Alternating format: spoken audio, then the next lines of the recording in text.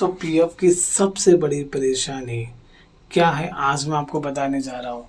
EPS member in previous company but not in present, EPS member in present but not in previous.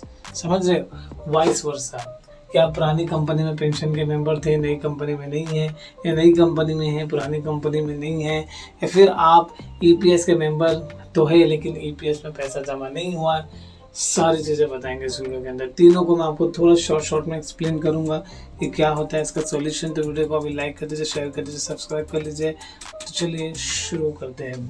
और अगर आपको PF से जुड़ी हुई कुछ भी परेशानी है तो आप मुझसे डायरेक्टली कांटेक्ट कर सकते हैं। व्हाट्सएप नंबर लिंक डिस्क्रिप्शन में है, वीडियो में भी है, और व्हाट्सएप का क्यूआर कोड भी है, तो डायरेक्ट आप हमसे कनेक्ट हो सकते हैं। और यार रिक्वेस्ट करता हूँ कि प्लीज़ यार सब्सक्राइब कर लिया करो। बहुत कम चैनल, मतलब बहुत कम सब्सक्राइबर है मेरे, तो प्लीज़ यार डू सपोर्ट यार, सपोर्ट कीजिए। मैं क्या कह रहा हूँ, सपोर्ट कीजिए please. Like share and subscribe. Okay, तो चलिए शुरू करते हैं। For consultation you can contact us, WhatsApp number link description में है। चलिए अभी शुरू करते हैं ना। पहला सबसे इशू ये मैं आपको बताने जा रहा हूँ कि EPS member in previous company, मतलब आप पुरानी कंपनी में पेंशन के मेंबर थे, प्रेजेंट कंपनी में नहीं है, तो इसका रीज़न क्या है? इसका रीज़न है फॉर्म 11।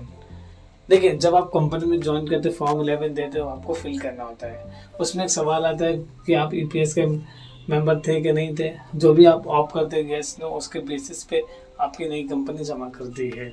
वैसे ही हो गया प्रेजेंट कंपनी के साथ, जो मैं आपको बताया ना कि वाइस वर्सा, कि आप प्रेजेंट कंपनी में हैं, प्रीवियस कंपनी में नहीं है।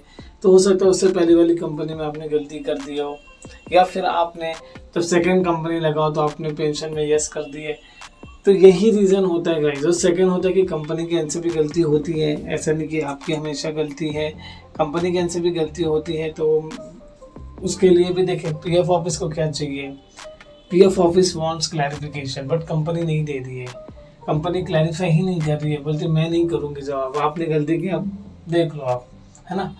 तो आपको हमें कांटेक्ट करना है। देखिए, पहले आप कंपनी से कांटेक्ट कीजिए, उनको बोलिए कि सर मुझे क्लैरिफिकेशन लेटर दो, नहीं दे रहे तो मुझे कांटेक्ट करो।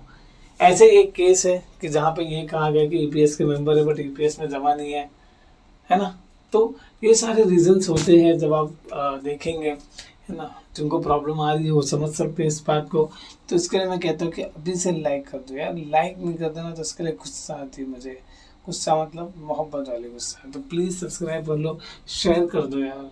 हम मेहनत तो कर रहे हैं गाइस। ओके, और कांटेक्ट कर लीजिए थोड़ी सी। देखिए, आप कंसल्टेशन पे करने का फ़ायदा क्या है कि आपको पीएफ ऑफिस का चक्कर लगाना नहीं पड़ता है। तो जो समझदार है वो समझ जाता है और कंसल्टेशन ले लेता है ना। मिलते हैं नेक्स्ट वीडियो में।